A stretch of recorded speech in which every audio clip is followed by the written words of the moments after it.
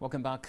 This is NTV at 1, and the African Fine Coffee Association is right now holding the first annual high-level coffee par talk and networking session at the Pearl of Africa Hotel today, the 27th, focusing on production and productivity.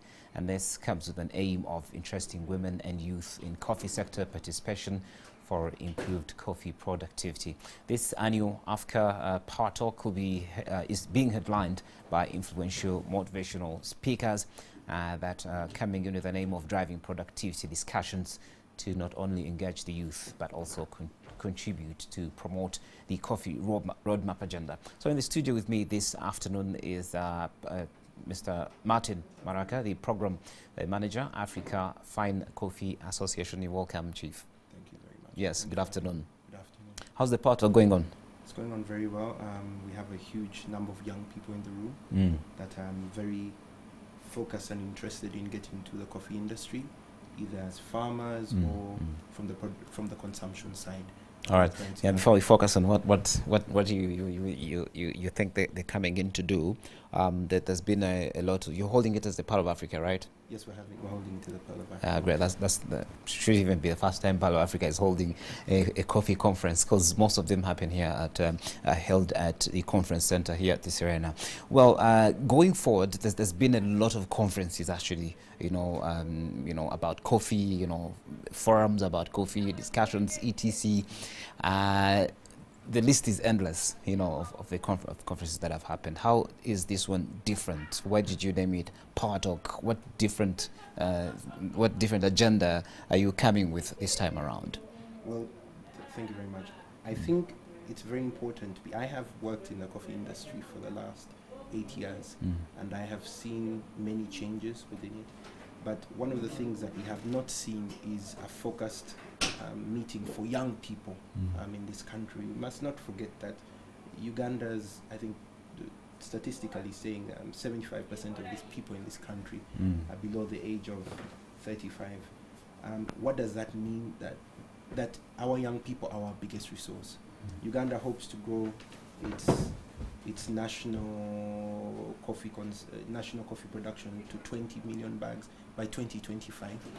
Where is this going to come from? Is that still realistic? Do you believe we'll hit that target by 2020? I cannot speak on behalf of government. And there's been changes, by the way. Yes. Yes, I cannot speak on behalf of government as regards that, but I do see the initiatives taking place. We now moved to 4.2 million bags, and that's why when we had the conference here in Uganda, it was dubbed 4.2 million reasons to be in Uganda for the Uganda conference at the Serena. So we feel that we need to have more young people attend these events and listen to this kind of discussions and network, see what is the future of their industry. Whereas we are looking, we talk about from a regional perspective, where can I participate as a young person within the industry? Do I have to necessarily start a coffee shop?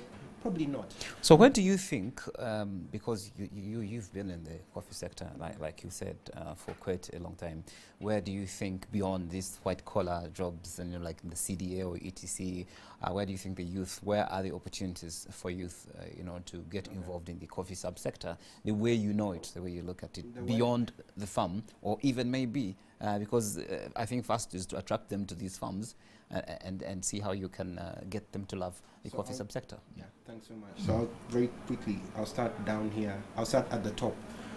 Where do most people get their cups of coffees? They get them in the coffee shops. Why don't we go downtown and sell a cup of coffee at 1,000 shillings, 1,500 shillings to the commuter taxis?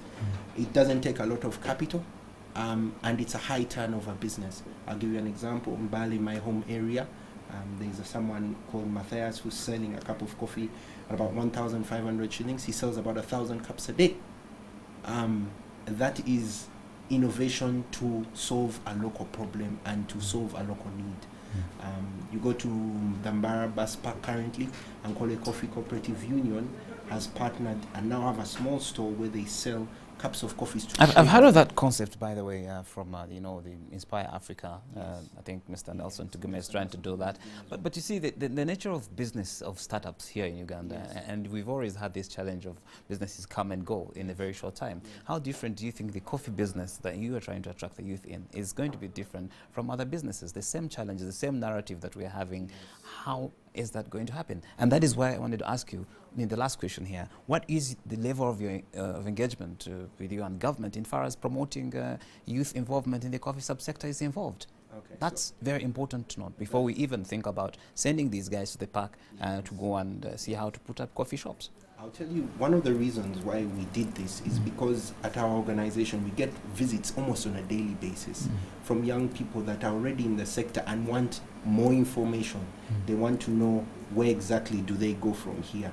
That is why we had to have this power door, because some of the questions they were asking may have seemed elementary to someone like me who's been there for several years, but these are people that are taking business risks on a day-to-day business, daily. And then another thing that young people need to understand is, as you build your business, you must look towards the future. What is the future as we speak now? China is planning on planting 20 million, wants to do 20 million bags of coffee within the next 5 years. Where is this consumption going to come from? There are very many countries here talk of increasing consumption. China, Vietnam, etc., Africa, Uganda, Ethiopia. Most of these countries have hit their maximum limit. I don't want us to create another part of here, and I was about to tell you that you should increase your visibility. I saw in you know, your preview that you have grants, etc., etc. Yes. This should increase your visibility through TV, etc., so that people can know what Power Talk is about, so that we can bring the youth into this bracket, make them love coffee, because as you know, most of them don't like the soil. Thank you very much, Mr. Maraka. He's the program manager, the African Coffee Fine Coffee Association here in Uganda.